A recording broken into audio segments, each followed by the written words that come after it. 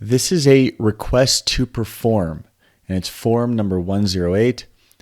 This is used by a buyer or a seller when the other party isn't performing a specified action in the contract.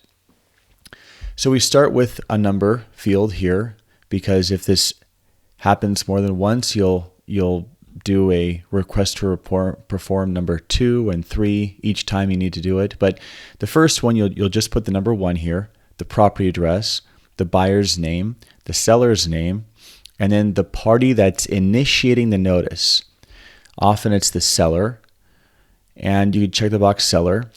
And what's the seller doing? They're asking the buyer to remove a buyer inspection contingency, buyer appraisal contingency, or even a loan contingency. And then there's some other boxes in case it's the buyer that's initiating it. So let's say it's the buyer that's insisting on getting the disclosures from the seller, and the seller has 7 days from acceptance to deliver disclosures to the buyer. They could check the box here.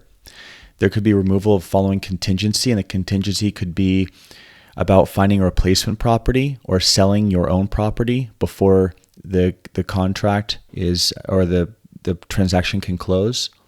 Like if a buyer has to sell their property first, or if a seller has to find a replacement property. And there's even an other box. So you can really make up anything you can imagine as being an action. Of course, it has to be referenced in the purchase contract, because this is simply just giving notice to the other party that they basically need to get moving. They have not fulfilled an obligation in the time specified in the purchase contract. And so now you're giving them 2 days.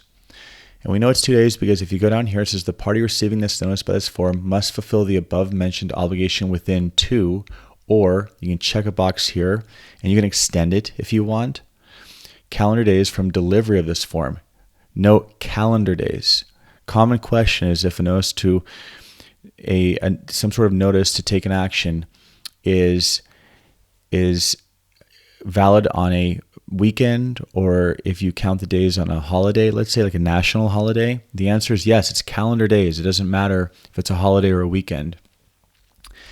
And this form can be delivered prior to the expiration. For example, if there is a 17-day inspection contingency and the seller is concerned that the buyer may not remove their contingency on time, well, the seller or listing agent can send this form, and they can send it on day 15. So you could check this box that the seller is asking the buyer to remove the inspection contingency. Now, it's not due for the buyer to remove that contingency until day 17, but you can give an advance notice, advance 2-day notice, or however many days you specify here. By default, it's 2. And if the buyer doesn't remove their contingency on day 17, the seller can then cancel unilaterally.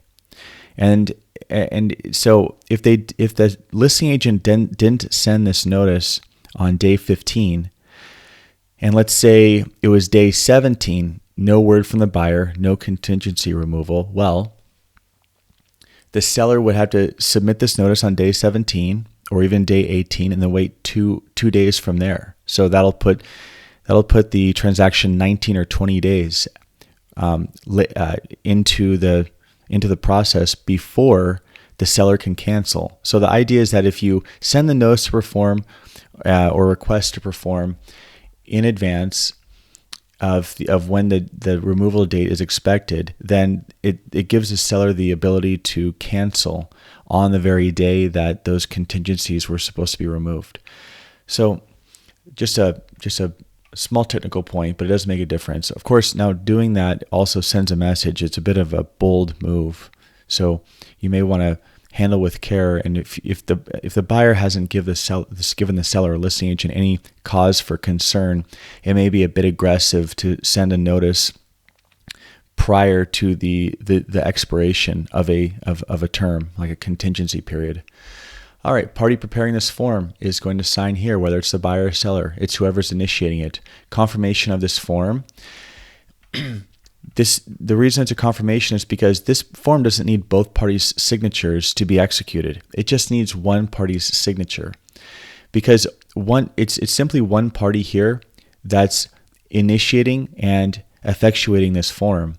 It's down here, this is just a formality that the agent or the other party is acknowledging that they received it. That's all. But it doesn't change the validity of this form. If this form's signed by one party and delivered to the other party, then it is in effect.